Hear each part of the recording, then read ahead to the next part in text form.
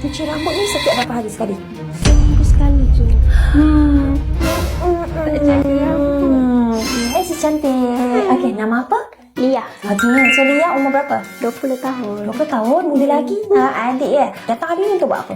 Datang ni untuk nak tengok rambut tu ada masalah gilmomo ataupun gugur ke.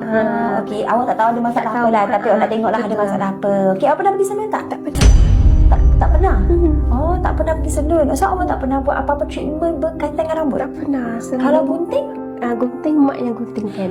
Selalu mak yang guntingkan lah. Okey. Saya masa kecil dulu pun memang mak yang guntingkan. Okey. So kiranya mak pun tak pergi salon. Tak pernah langsung. Tak pernah, dalam family pun memang tak ada siapa-siapa yang pergi lah. Okey. So bagi awak sebenarnya satu konsep yang mahal. Kenapa? Salah kalau nak jaga tu. Susah. Okey. So awak ada pergi spa ke facial ke, ada pergi? Tak pernah. Tak pernah lah. Ini memang first time awak lah. First time. Oh, first time. So, apa yang kita akan buat sekarang, kita akan scan dulu kulit kepala awak. Okay, and then kita akan bagi tahu. Kalau perlukan treatment, saya akan bagi tahu. Kalau tak perlu pun, saya akan bagi tahu juga. Okay? Okay, so kita dah siap scan tadi. Alright, awak dah ready nak tahu macam mana? Okay, so ni awak pegang dulu. So, awak punya kulit kepala ni, awak memang ada keluar momok. Keluar momok dia dah memang start ada. Okay? Cuma sini teruk sikit. Sini bahagian tempat lain ada yang teruk sikit. Okey, awak punya habit cuci rambut ni setiap berapa hari sekali? Seminggu sekali je. Tak jaga rambut. Tak boleh, awak sangat bahaya. Okey, kulit kepala bila start berminyak, dia akan datang macam-macam masalah. Awak baru 20 kan? Betul. Ni tak boleh. Tak boleh. Okey, so you make sure you kena cuci rambut sekurang-kurangnya 2 atau 3 hari sekali. So, dia punya treatment yang paling sesuai dengan awak hari ni adalah Hydro Calm Ritual. Okey, ini adalah basic treatment. So, untuk Hydro Calm Ritual ni, treatment dia dalam 45 minit macam tu lah.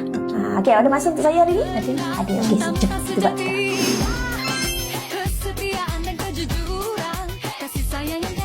Korang tengok ni, lepas buat Hydro Calm Ritual, dia semua keruping-keruping sel kulit mati, semua dia akan terkeluar tau.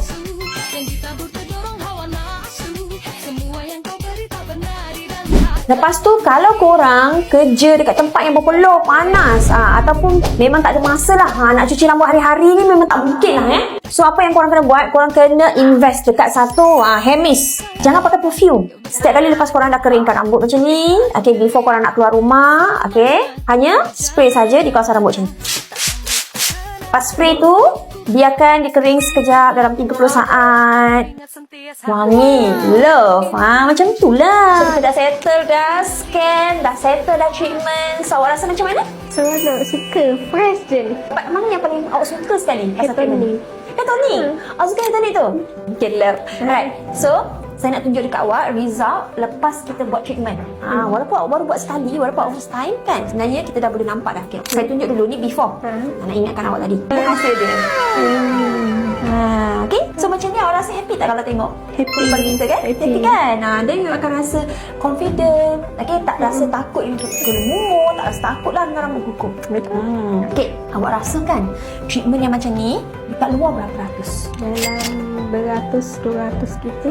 100 ke 200 kan? Sebenarnya treatment yang macam ni, basic Hydro Calm Ritual, dekat salon kita hanya 59 saja.